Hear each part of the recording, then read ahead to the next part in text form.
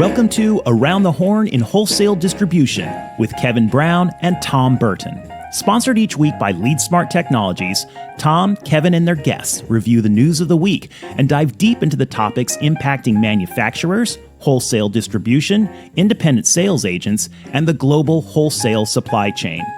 Whether it's M&A, SaaS and cloud computing, B2B e-commerce, or supply chain issues, we peel back the onion with our guests into the topics that impact your business the most. How are you this morning? I'm doing good. How are you?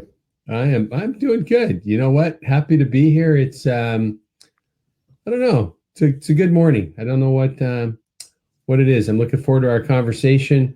We're guestless this week, which is sometimes fun. It gives us an opportunity to kind of chatter amongst ourselves. So not that we don't spend enough time talking throughout the week already, but it does give us some good opportunity today. So I think there's some good news and some good compelling news, I guess, that we're going to cover today. So there is. Although I got to tell you, the response I've been getting in conversation with people and email exchanges, text messages, LinkedIn chatter, and so forth is the roster of guests that we've been having recently has been really powerful. You know, I've had some great comments about our last week's guest, Paul Kennedy. Paul, if you're with us this morning, I think we're planning to be. We thank you again for joining us. Great feedback. I thought about something for that Paul was saying a bunch of times this week. I'm going to mention it again in a few minutes. Our time with Mahesh from 3M recently was great. And so the reason I mention all of that is that I'm working really hard right now on our guest list for the coming year. And we've already got commitments from some returning guests and a bunch of new ones as well. So that should be good. So yeah, we have quite a show coming, I think, in the first part of the year. You know what? We've got, I think it's the 12th of January. I'm glad you brought that up. I'm not ready to say it out loud, although everyone's committed, but it will be the blockbuster of probably all of our events. So the thanks for bringing it up, Tom. So I think maybe the easy way to say it now until we make the announcement is we've got some powerhouses from wholesale distribution, some very well-known names bringing together on January 12th on our live broadcast at 9 a.m. Pacific on LinkedIn Live, YouTube Live, and Facebook Live. And then later in the day in our podcast, we're going to do a full hour. I'm guessing with the people that we have coming, we're going to go longer. But we're going to look at the past year. In fact, it's a great thing. I haven't even talked to you about this yet, but I'll share with the audience. I think we'd love your input and feedback on what did you see as the top issues and topics relating to manufacturing and wholesale distribution in 2023. Was it the economy? Was it interest rates? Was it labor issues? Was it hiring problems to go with the labor issues? Was it, I think I mentioned interest rates. Was it AI? Was it technology challenges? What were those? And we want to take probably the top 3 to 5 of those. And we're going to take this panel and break all of that down. So if you've got ideas, pop them into our comments here if you're with us today. And or feel free to pop us a note about that. I'm going to talk about that in a minute. Tom, any other thoughts on that before we dive in today? No, let's get moving. Good. Your mic's fading out on you. I could barely hear you. Can you hear me now? Nope. Just. All right. Go ahead and keep going. I'll see if I can fix things over here. You got it. Very good. So Tom will be back with us momentarily. So, hey, thanks for being with us. My name's Kevin Brown. I'm with my co-founder of our company, LeadSmart Technologies, and my lifelong friend, Tom Burton. We get together every single Friday, well, almost every single Friday, unless we're traveling or at an event or the rare day off. But we get together each week here on Around the Horn and Wholesale Distribution, and we chat about what's gone on in the past week with each other, oftentimes with our guests. And we talk about the world of mergers and acquisitions, sales and marketing, technology, the economy, labor, all kinds of issues as it relates to manufacturing and wholesale distribution. So Tom and I, as I mentioned, are the co-founders of LeadSmart Technologies. LeadSmart is the sponsor of this show every week. LeadSmart is a AI-enabled CRM and customer intelligence platform. We bring data in from connected systems throughout your company and turn those things into manageable, intelligible, and actionable insights on what's going on with your customer, with your team, and your business to help accelerate sales and grow your business. So We bring that product out to wholesale distributors and manufacturers. We don't work with people outside of that arena. So we have an industry-specific solution. So we get together each week and discuss a newsletter that we send out. That newsletter as well is called Around the Horn in Wholesale Distribution. It goes out very early Friday mornings to thousands of people. If you don't get that and you would like to, there's two simple ways to get it. You can certainly reach out to us by email, which is quite simple. It's hello@leadsmarttech.com, and we will get you on that list right away. We get a handful of people from each week's show.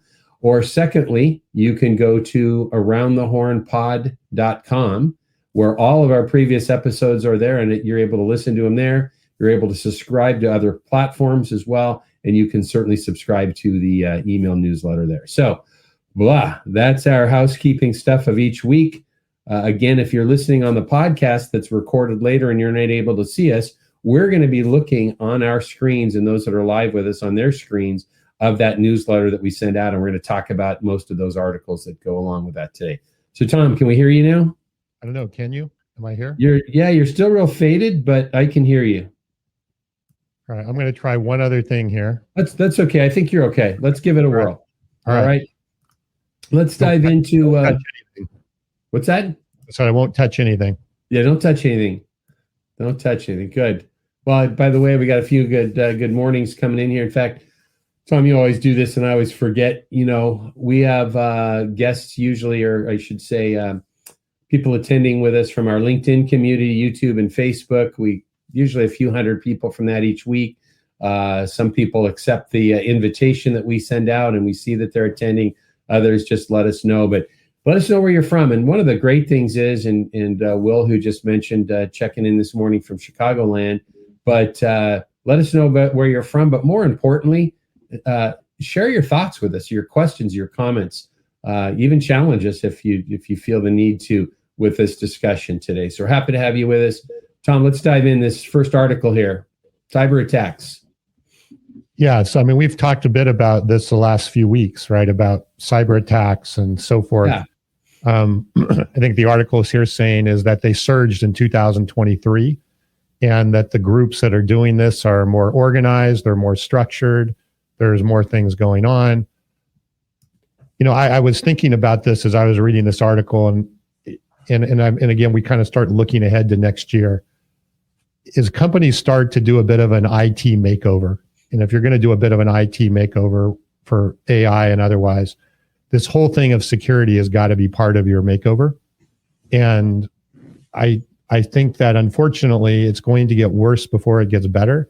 Mm-hmm. And unfortunately, I think some of the AI capabilities are going to make it easier for some of these bad actors to do some of these things. Yep. But yeah, and we even talked about it last time, right? It's not just the data, like your privacy and all that, but how to make sure that they're not, that ransomware or other people are not injecting false information into your data that you're using for other things. So I think it's going to be it's got to be a key part of your IT makeover strategy over the next 12 to 24 months. Yeah. Well, I think it's going to become part of your tech stack, right? Right. Tools are need to become part of your tech stack. Yeah. Yeah. And I'll say for myself, right, as a tech guy, it's an area that I haven't put enough attention on. I just assume that it's not going to happen, right? Or you kind of hope for the best. So, but I think that you have to take into account more, unfortunately, this as you go forward. Well, I think you're spot on. And we see this stuff on the news all the time, right? That this is going on, and the concern about it. The article talked quite a bit about health records, as well, and said, I can't remember what it was exactly, 1 in 4 people have had some of their health records exposed in the first 3 quarters of this year. Well, that's pretty dramatic, right? Mm-hmm. But our audience that we're talking about now here is, wholesale distribution and manufacturing. And I've been really, I think, I don't want to say remiss, but, we've only started really talking about this regularly in the last maybe month or so. And I think it's something we need to continue, because I know that, we work in our company, as an example, at LeadSmart, right? We work with a lot of mid-sized businesses, right? That maybe they're 5 to 25 branches. We have some customers that are in the 40, 50, 60 branch range that are much larger companies, have very large IT departments. But, there are tools and there's capabilities out there for, the smaller companies with, outsourced IT or 1 or 2 people to be kind of working on these. We're going to talk about that a little bit more even later in our discussion today. But, the reality of it is that the vast majority, in fact, the statistic it used here, that 98% of businesses and government groups work in some capacity with a company that has been hit by cyber criminals in the past year. And, the number that this started with, there were more ransomware attacks in 2023 to date in the first 9 months, is actually what it says, in the first 9 months, than all of last year. So it's scaling incrementally, right? So it's something that we've got to be paying attention to. And unfortunately, it's working for people, so they do more of it. Right. Yeah. Well, and it's interesting, right? Let's just Will made that comment there, right? Services on the dark web, smaller companies are being targeted. So there is a piece of that, right, of moving to the cloud that's helpful. But sure, you can even be moving your data to the cloud and things to the cloud. And if you let somebody into your system through malware or click of an email or whatever it might be, and you and I were talking about this a couple of weeks ago.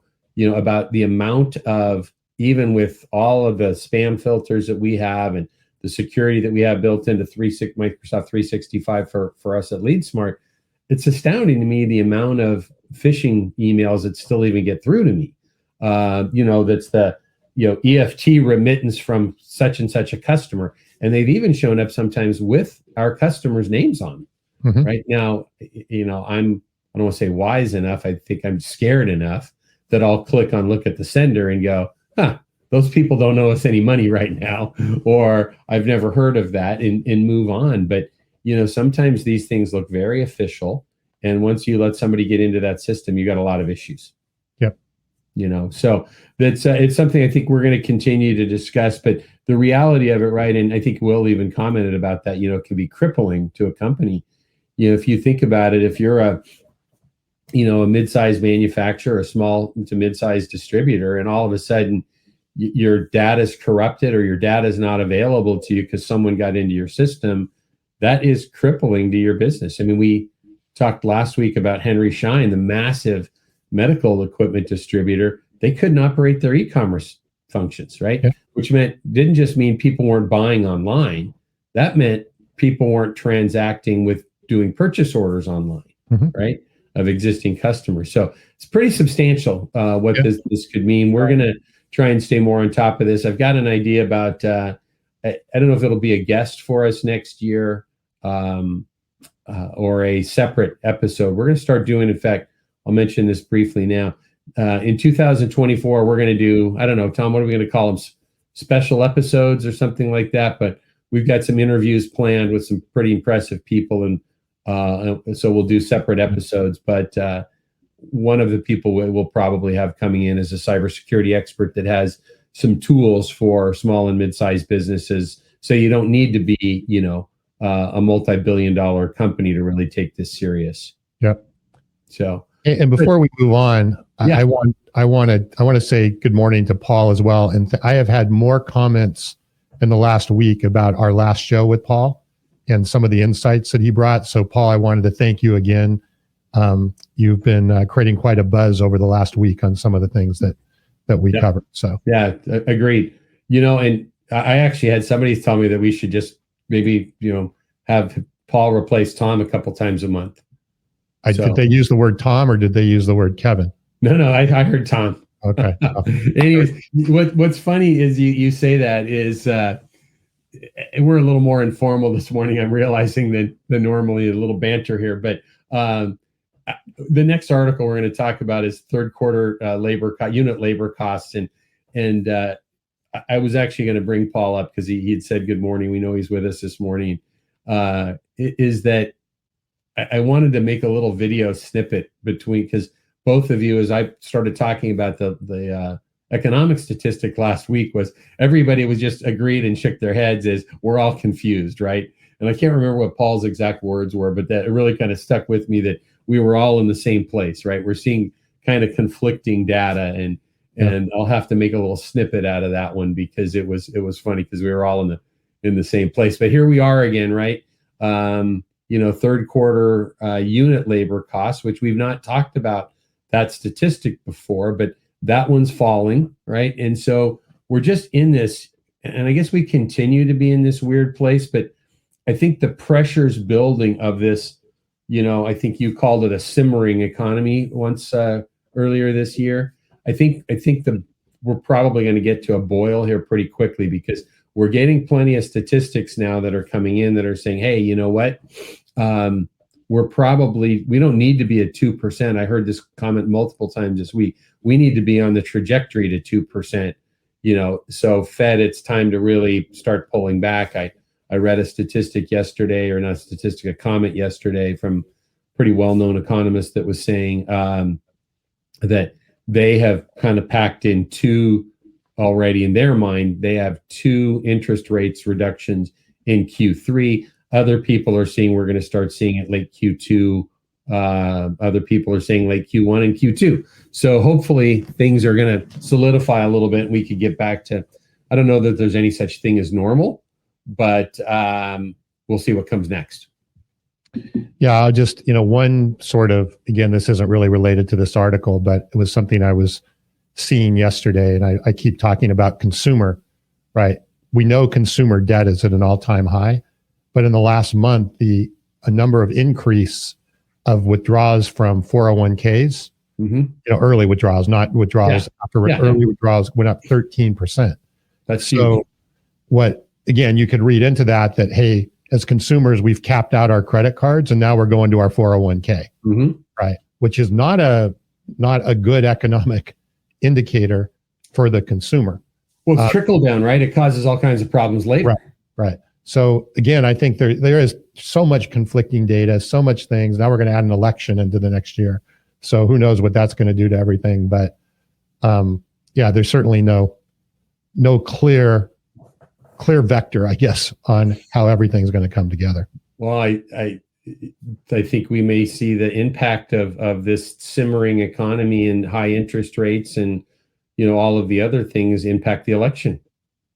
There's just, and people, I'm not a political scientist, nor am I political at all, but the idea is that, people vote with their wallets. And that it could be an interesting time with all of that. I think the counter with all of this, though, is that the stock market has stayed strong. When we see the stock market kind of, we had a couple of years ago, things were tanking, and we had some big dips and so forth, especially in tech. But now, if we look at earnings announcements, for the most part, are very strong. When we look at the things in the technology stocks, what AI is doing to those things. It's, there's a lot. And I think that's what kind of has been bolstering things from a viewpoint of many people has been the stock market. But at the same time, that probably has caused a lot of this simmering as well, as you describe it, right? Yeah. And if they do, again, we don't give financial advice here, but if we start to see interest rates. If we start to, don't take it. I'm sorry to interrupt you. If we ever start to give financial advice, don't take it. Yeah, don't take it. But if we start to see interest rates being cut earlier, than later next year, first half of the year, I think you will see quite a bit of an uptick in the stock market because there's a lot of money on the sidelines that are invested in, interest-bearing things that are going to now move back into the market. Sure. There's a lot of money on the sidelines as it relates to the stock market. So.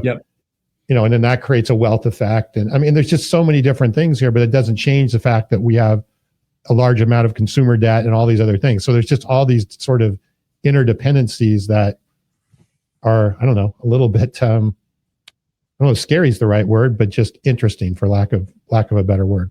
Well, and I think part of the risk of that comes is that we boomerang, right? If we go from super high interest rates, in fact, that's funny. I saw on social media a few different times in the last couple of weeks, realtors popping up in either people that I know or sponsored ads, and they're all excited about interest rates dropping. It was like, oh, great. It went from 7.8 to 7.4. Right. It still starts with a 7, right? So it's nice. I think we're in week 6 of interest rates dropping, which is great. But we've got some turnaround to do. But the hope is that we don't boomerang back to free money, and then just find this vicious circle. We've got to find a balancing point with these things. So that's good. Well, let's kind of jump ahead. Not being economists, but being pontificators on the economy. Amazon Business procurement directors, they did a study. Procurement directors want to leverage AI. Any takeaways in particular on that right away? It's a good article. Yeah, no, it is a good article. Couple things. I think, we talk a lot about what's going to be some of the killer apps for AI. What are going to be some of the killer applications? And I hadn't thought about it, but procurement and negotiation and contract analysis and all of that may be one of the early killer apps. Yeah. And I used to work, if you remember back in the day, with Computer Associates, which they were the worst as far as preparing complicated, difficult, and you could even argue maybe sometimes unethical contracts that they would provide. They're working with enterprise IT, right? But people never understood the contracts they were signing. They just kind of like, well, I think I understand it, but we'll move forward. And the speed of which AI can take a contract apart and break it into its pieces and really then provide you guidance on how to best negotiate and what's important and all of that on both sides too. It's not just procurement, but think about from the vendor perspective as well. So, and I think it will become an application of AI that's early adopted in organization because it has direct implications on money and the business side. But I also think it will help businesses understand how that same concept of what you're doing with procurement can be carried over into other parts of the business as well. So, but I do think it's going to be very interesting to see, how it changes contracts, how companies or vendors even create contracts, and does it actually maybe level the playing field a lot better and make things a lot smoother and require less back and forth? I don't know. We'll see. No, I think that's good. I appreciate your thoughts on that. It's interesting is it triggered for me, and because I haven't done this yet. And if anybody that's is listening with us today has, maybe pop something in the comments or share with us. But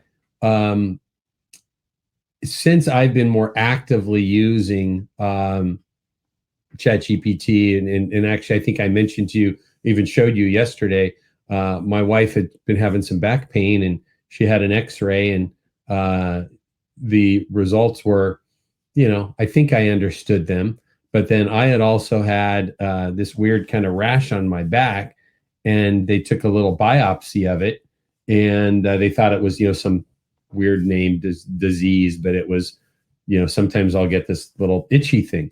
And, but the pathology report, I just had no clue what that one said. So I put both of those into Bard instead of ChatGPT, because I wanted to be live with the internet basically. And you actually, I showed it to you and you suggested some better prompts that I could have used, which is great.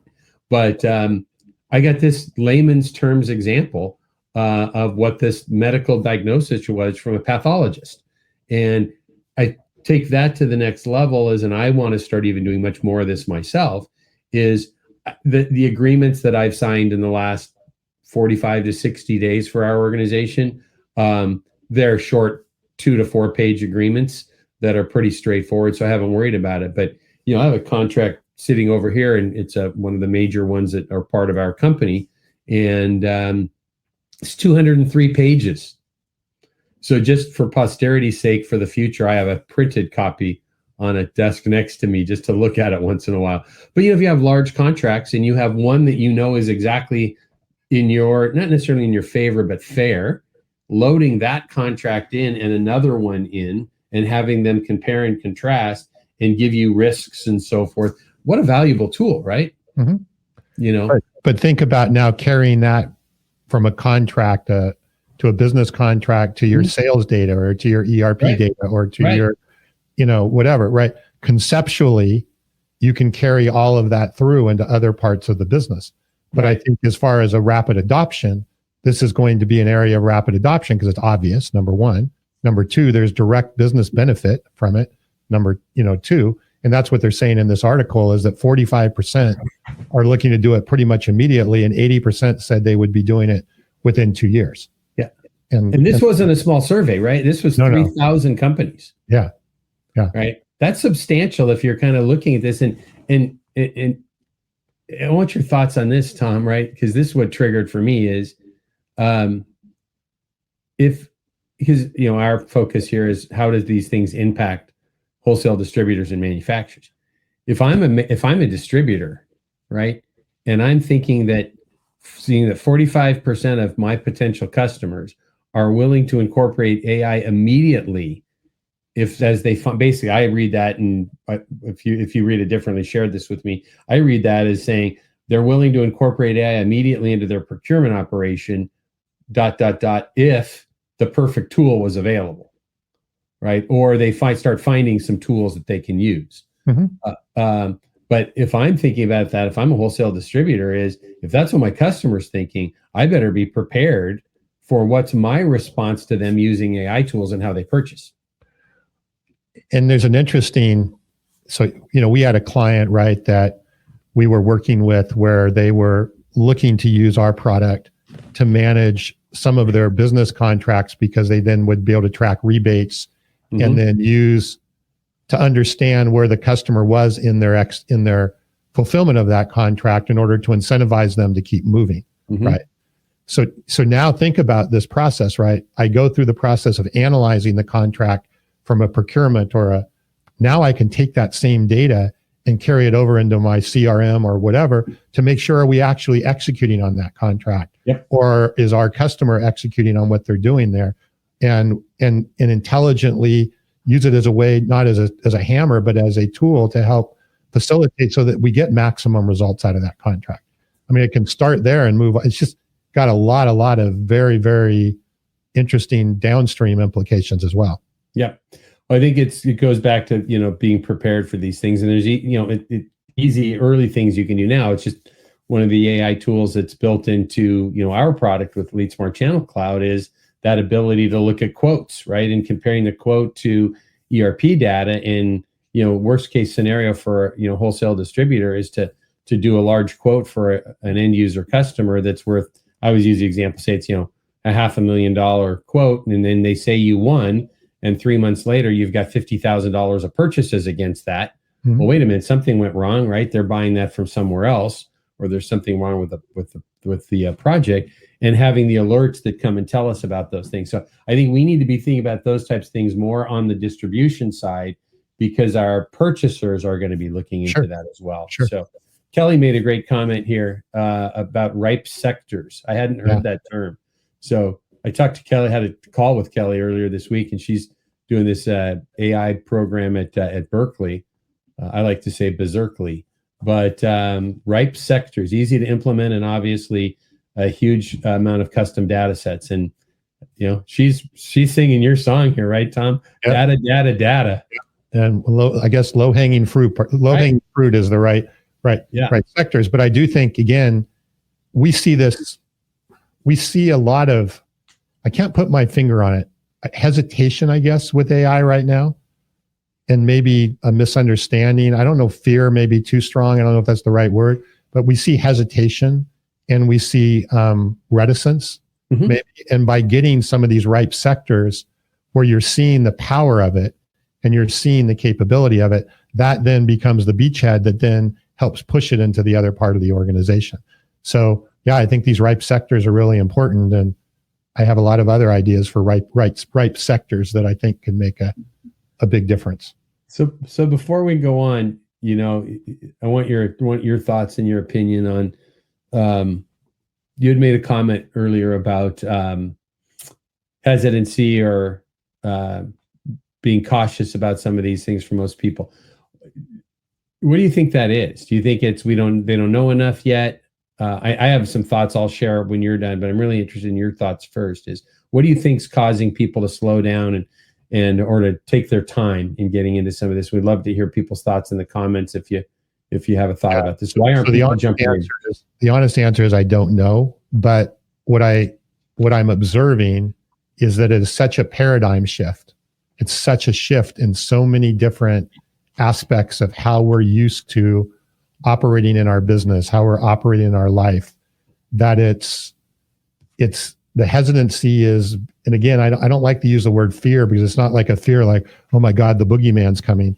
It's more of, this is so different and so weird that I'm a little bit nervous, because the shift is so, yet they see on the other side, they see some of the output or the potential benefits of it, and they're super excited. So it's a weird sort of dichotomy of excitement and hesitancy. And like I said, I don't think it's clear. It's and there's a lot of data. It's like, Kelly is also saying they don't know where to start, right? There's a lot of different variables that go into it, but I think it's just a change. It's a paradigm. It's such a paradigm shift in how we're used to, how we've operated for the last whatever period of time, forever. Really. I think there's a little bit of ostrich burying my head in the sand because I don't know what to do.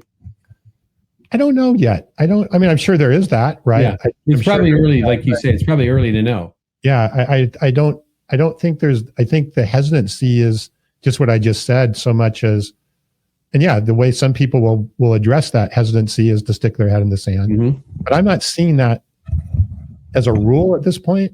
I'm just seeing more hesitancy and maybe nervousness or anxiety about it, like for the reason I just described. Anxiety is an interesting thought too. I'm in Kelly's camp here on this, and Kelly's a long-time marketing consultant and has worked with distributors and buying groups for, I won't even say how many years.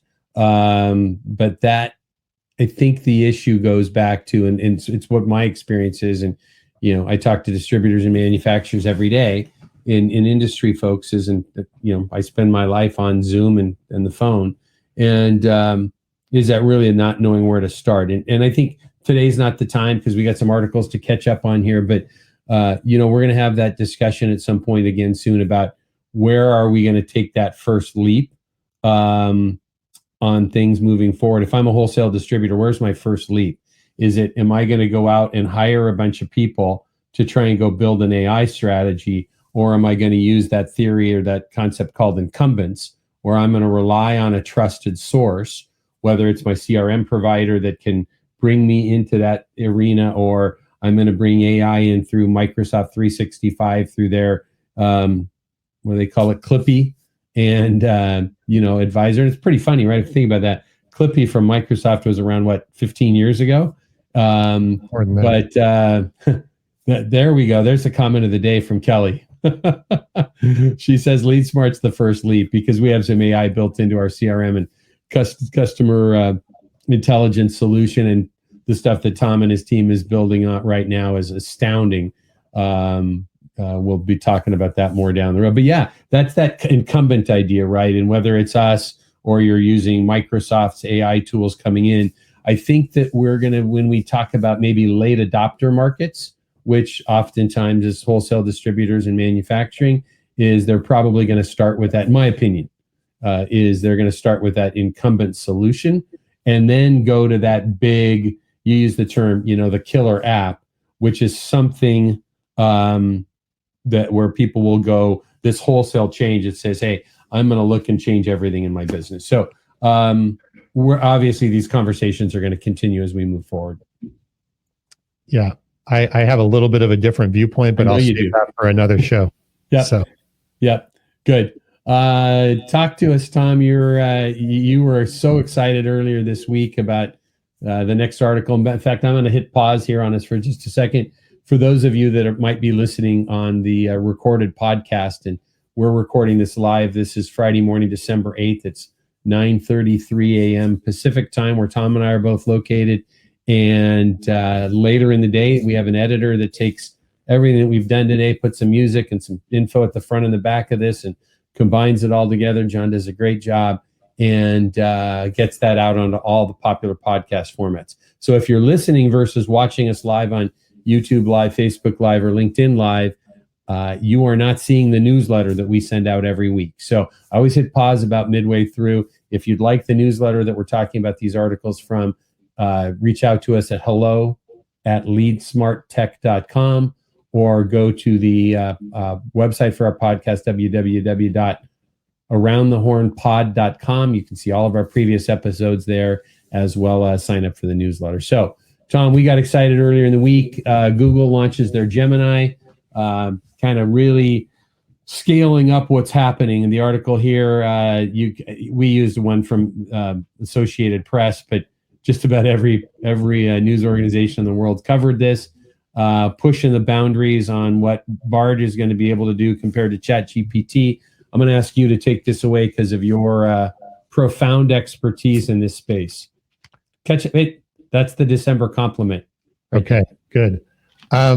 Yeah, I mean, okay, so it's a new model, right, from Google that's going to compete, if you want to call it that, with OpenAI's model and GPT-4 and all those types of things. They did a lot of benchmark testing on it that showed that it was performance-wise better than GPT-4, meaning faster, more accurate, more all of those types of things. The other thing that's very, I guess, interesting about it is what they call multimodal, meaning that it works with images and it works with, a lot of different types of content, audio, video, all of that Right. kind of stuff to intelligently evaluate things, which is coming on all of them. It's not like Google is going to be the only one to do that. It also is going to be tying more into their search and into the, Google probably has the largest repository of data of any company on earth. I think that's probably safe to say. Yeah. I mean, if you think about the fact that they own YouTube and they own obviously all the search data and all of the data off Androids and phones and all of that kind of stuff, they have, so there's a tremendous amount of data that they have available to train these models that they're building. And I think one thing that has not really been discussed a lot is that there are 3 versions of the model that they released. They kind of released a small, medium, and large, and like a big, huge model, and then a medium-sized one, and then one that actually they call nano, that would actually run right on your mobile phone, right on Right. it would run locally on your device. Which is a big deal, right? Because that's where everybody thinks Apple's heading is it's going to run, your model is going to run on your computer or on your device versus elsewhere. Well, for yourself. So, yeah, I mean, obviously Google has Android, so they're thinking as it relates to Android, but yes, Apple's looking at the same thing. And so think about that for your own personal life, right? Your model about your finances, about what you the things that you care about, wine, you showed me a wine thing, whatever. Yeah, isn't that cool? Whatever is personal to you, you can have a personal model that will run on your device, right? Now you go back to security and some of the stuff we talked about, that's a different issue, but you don't need a big, massive model for Kevin. You need a nano model for Kevin in his life. Now that model may be able to access other models, but that's what's coming, is that we'll all have our own little personal model on our device that reflects ourselves and what we care, what we're reading, whatever, right? And then everything can now be tailored based around that personal model that's on our thing. So, they haven't really talked a lot about that on the OpenAI side, but it hasn't gotten a lot of press. But they did actually release kind of 3 versions of the model here. Yep. So before we talk about the hiccup that happened with this, which we'll talk about in a moment,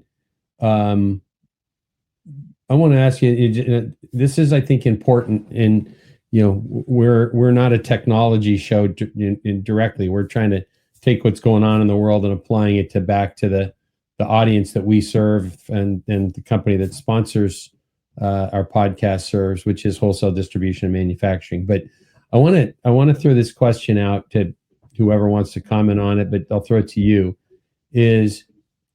So right now, if you were to take what we have today available in the largest, probably best models out there, there's lots of startups doing models and large learning models, so to speak, and so forth. But right now, today, of what's been announced, the race is Google and Microsoft, right? i.e. Microsoft being OpenAI and ChatGPT. Is that fair? And Facebook with Llama.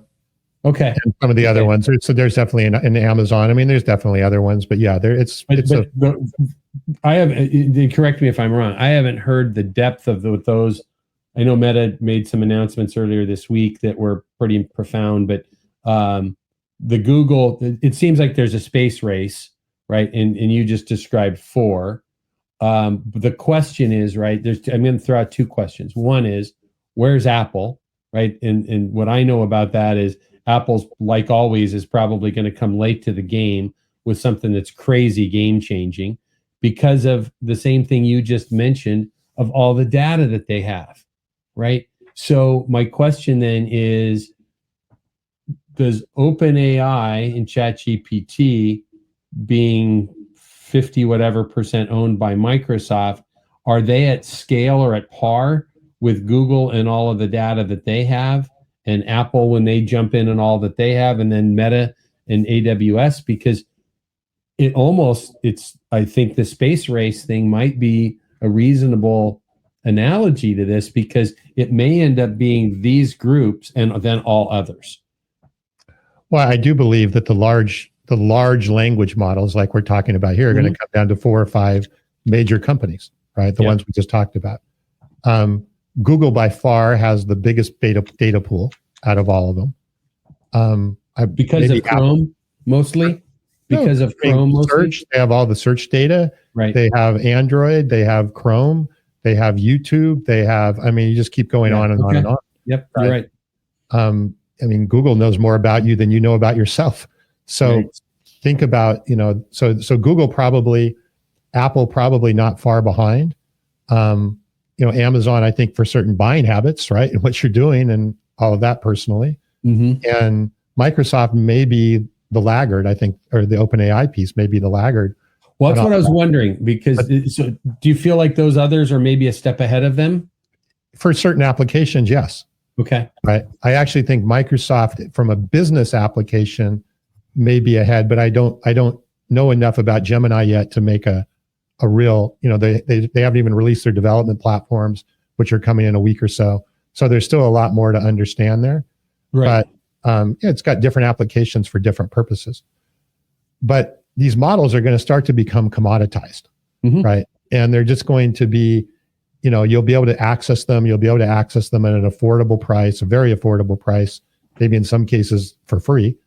They're going to get bigger and better. So really, the only thing that's going to differentiate is your use case, right, and your own data, right? So there's going to be 3 things that are going to differentiate the winners in AI, whether it's a vendor or a business. It's how intelligent is the use case, what data are they using that's not available everywhere else, and what is the experience that you're creating for that user to make it a compelling use case on those things. Those are the 3 things that we're looking at all the time. Yeah. These models are going to be plenty powerful for all kinds of different things. So it's not about the model anymore. It's about what you're doing with the model, and in particular in those 3 things. So if I'm a wholesale distributor or a manufacturer, am I going to need to kind of look at these things regarding my AI strategy, much like I would cloud storage? I need to pick a horse and ride that horse? Not necessarily. Okay. I think that you'll be able to use these different models when they're at the right place at the right time, right? Use the right tool for the right job.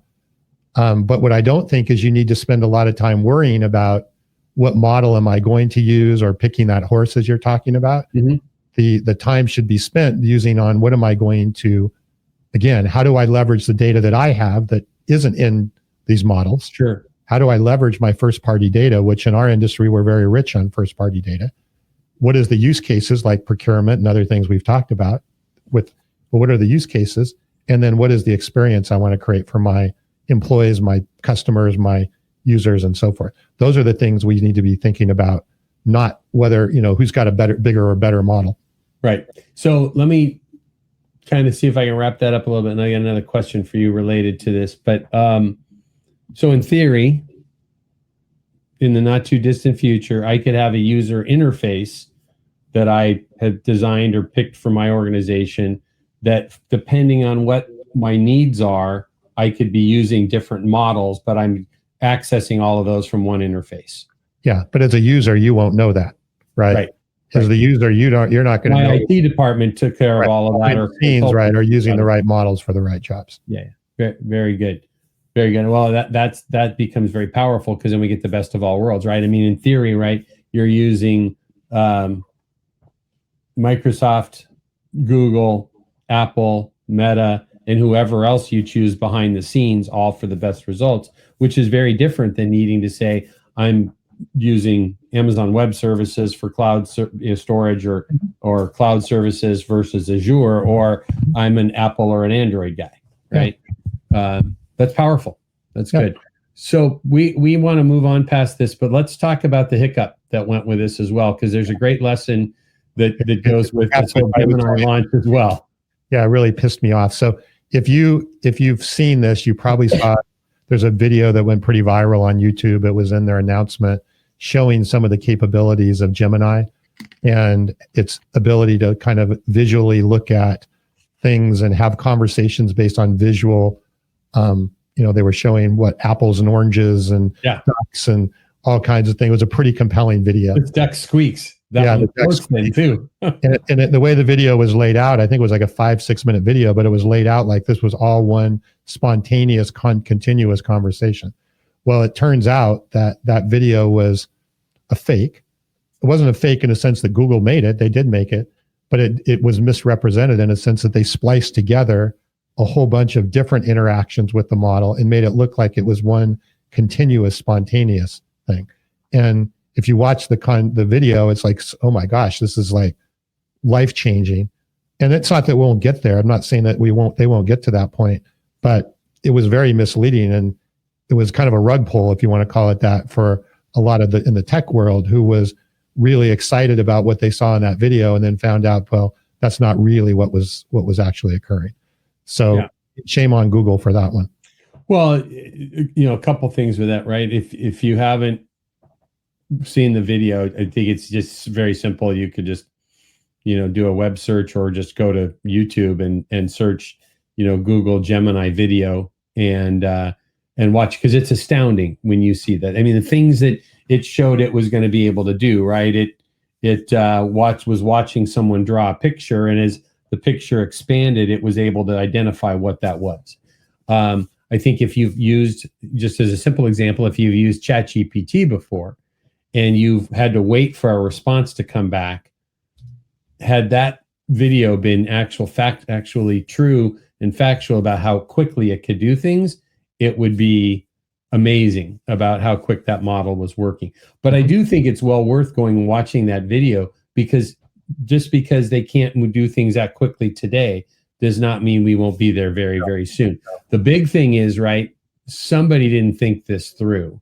We're going to talk at the very end of our broadcast today briefly about that. So we'll want to kind of look at poor decisions that are made in businesses. And in this case, I think the fact that they faked the video could end up trumping the big announcement. And that is not how you want to do these things. Well, and Google released this to their development community, right? Mm-hmm. This was released. So you don't do something like that and then wave that in front of a technical audience and then just go, oh, well, that was really not, there was just so many things that I think were poorly thought through on that. And I'm just shocked that somebody thought they were going to get away with it. Yeah. But, well, and that's a great point. And it's interesting for me, and hopefully for, the folks that are with us today, or listening later, is that, you're not just the co-founder and COO of LeadSmart, you're a chief technical officer as well. You're a computer scientist by education. And we've talked about this, or, since that announcement came out late in the day, we messaged last night and this morning, you're offended, right? As a developer, right? Yeah. And so that's a big deal. I was disappointed, I guess is the right word. I was just disappointing. Yeah. Good. Well, let's jump ahead and kind of get winded down on the day. We kind of added this new. Well, let's talk about this. EU talks on AI legislation. We can probably go by that real fast. It's still going on. That's all we need to know. And the interesting thing I wanted to catch on that one, Tom, is about European Union talking about AI legislation. Is it's a mess. It's a mess there. If you were to read this article, right, they're all of a sudden, late in the negotiations earlier this week, Germany, France, and I think Italy popped up some new thoughts, which are very, very self-serving based upon the AI companies, some of the large ones that they have in their company or countries.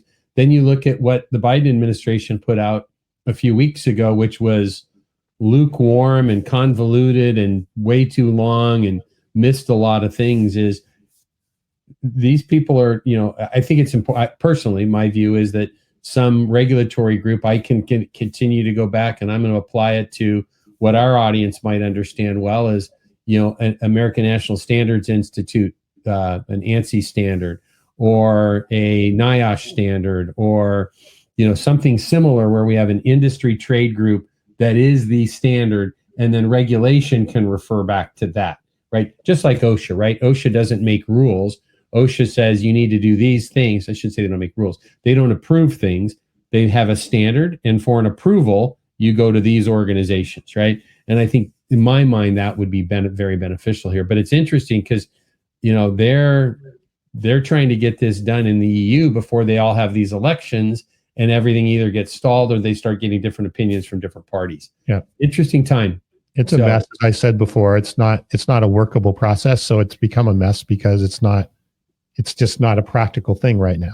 But anyway, well, if they just asked me, I've got the idea. They can model it after OSHA. All right. And you'll be fine. So, hey, we put in a new little piece this week. We sometimes talk about similar topics weeks in a row. And so we put this in and we just called it In Review. There's now some new data out. This is the good folks, Tom Gale and Mike Hockett and the group at MDM put together some statistics in an article about the UAW strike. And, we've talked about that quite a bit as it was, coming and what it was going to do and the trickle down effect. RP, when Ron Paulson was with us, we had some really good chatter about, what that did to these other businesses. Well, now what we're really looking at is that GM is saying it's going to cost them $1.1 billion. They've recast earnings reports. Ford, $1.7 billion. They got hit super hard during the strike at some of their most profitable plants, their SUV and their truck plants, high margin vehicles. They're going to end up turning out 100,000 lower vehicles than planned. So if you're a shareholder in those companies, it's kind of a big deal. Stellantis, 800 million. So then the question is with all of this is, Ford later on in another report says that the cost effect of the strike is anticipated to be about $900 per vehicle by 2028. So guess what? Someone's going to pay for all of this. Maybe the union, feels like they won for that small group of workers, but there's a big impact across the board. So anyways, we're going to keep probably using this In Review topic in the future to kind of review back on things we've talked about before. So we'll hit this quickly. I'm going to scroll through this. The next topic that we have in our newsletter each week is called Tech Talk. There's a nice article in there. It seems fairly basic as it describes. It's actually from Inc. magazine, but if you're not up on top of ransomware issues, cybersecurity issues, if that's not your thing and you're just kind of trying to get aware, there's some really good hints and points in that article. I would highly recommend that. Again, it came from Inc. magazine. It's called Defending Against Ransomware, Back to Basics. It's in our newsletter. You could find it if you're listening in by going to Inc. magazine as well. I'm sorry to be moving quick. I want to hit just a couple of those really quick. Good stuff happening, a little more M&A stuff. TIPCO, which is a large hose and fittings distributor. They've merged with another company. Some great stuff in there in a Newsweek article that MDM broke down about most responsible companies. There's some great distribution companies in that as well. So each week we have that industry scuttlebutt section as well. So anyways, Tom, did you get a chance to read that article about the meetings in our good reads section? Yeah. I agree. I'm late to meetings all the time. I agree. And they're not very effective. Well, that's what the research says is right. It says the article describes this as want to instantly become a better leader. Science says meetings that don't start on time are a third less effective. Here's the thing of why I read that and it caught my eye. I would love to find some statistics, and I'm sure somebody's worked on this, is we went from busy people getting a lot of stuff done, having meetings, and we hit COVID. Everybody went home, and what did we do? We started having more and more meetings because we didn't have as many things to do because we weren't going anywhere. And I think that has been a hangover effect into organizations of the number of meetings we have, whether they're Zoom meetings or they're in-person meetings. And there's a way to run meetings. I know it's an interesting example. We run our company on EOS, the Entrepreneurial Operating System. We have a leadership meeting every week that runs the exact same way, and it runs well. When we go outside of that, right, and that EOS meeting is you're not allowed to be late. And the only way, what's the EOS mindset is, the only way you miss that meeting is if you're on vacation and it's been scheduled or you're in the hospital. Mm-hmm. So that's super structured and it's very productive. But people coming late, so forth, and I'm guilty of that, is that they're a third less effective in those meetings. So I was appreciative of that article. So any thoughts on that before we jump to the last article today? I think that I'm generally a very on-time person, very disciplined that way. I'm going to go back through all my Teams messages. Be right there. Be right there. But I do think that it does put a better discipline in. And I think, again, you talk about culture, right? There's a lot of talk right now about company culture, especially in remote world. I think, putting some of that in, well, not only is going to make it more effective, but it's just going to put a better culture in, a more responsible culture. So, that's good. I think that's a great way to look at that, is developing the culture in the organization. And you know what? People follow the leaders. And if the leaders aren't following through on something, others aren't going to do it. It's no different than parenting. Before we wind down today, that we have a special feature most weeks. This was an interesting article, and it talks about, it's called Think It. I described it as Think It Through First. Nike asks teachers to work for free. And this article talks about, the billions of dollars that Nike puts out just to the top 2 or 3 athletes, between LeBron James, I think it was Christian, what's his name, the soccer player? Doesn't matter. Cristiano, it'll come to me in a second, and Michael Jordan, right? There's about close to $4 billion that goes out to them for wearing their shoes. It's awesome.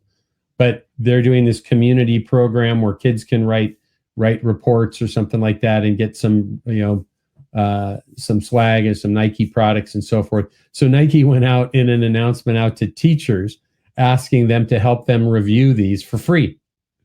And I'm just going to take things back to Google and the Gemini announcement, right? It doesn't matter what business, whether it's our business as a technology company or you're a pipe, valve, and fitting distributor, right? When you're making announcements and pushing things out to the public, think through them, right? The negative impact that can come from things that are poorly thought through. And you brought that up strongly in talking about the Gemini thing with Google, is like, how did that get through? And the same thing with Nike. I mean, why not say you get 3 free pairs of shoes for helping us review these essays? Yeah.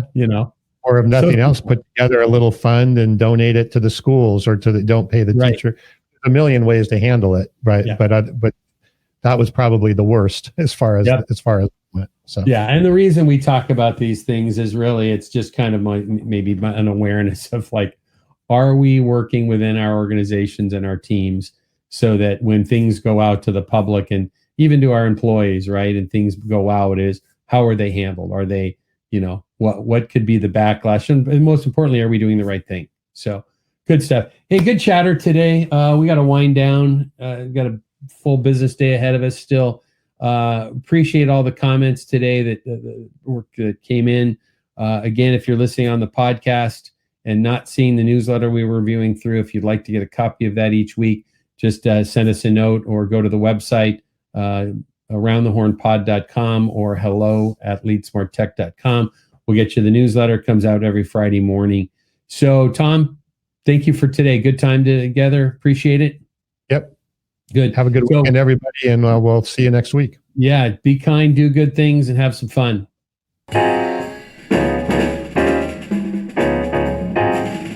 We hope you enjoyed today's episode and our guests. Each week, we try our best to dig into the topics that are impacting your business.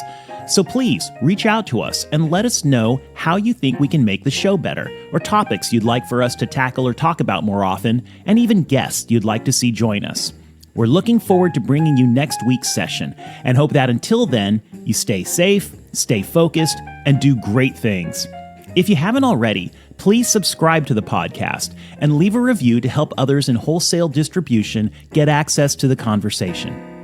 And finally, please check out our sponsor, LeadSmart Technologies, and their manufacturing and wholesale distribution industry CRM, customer intelligence, and channel collaboration platform. That's LeadSmart Technologies at leadsmarttech.com.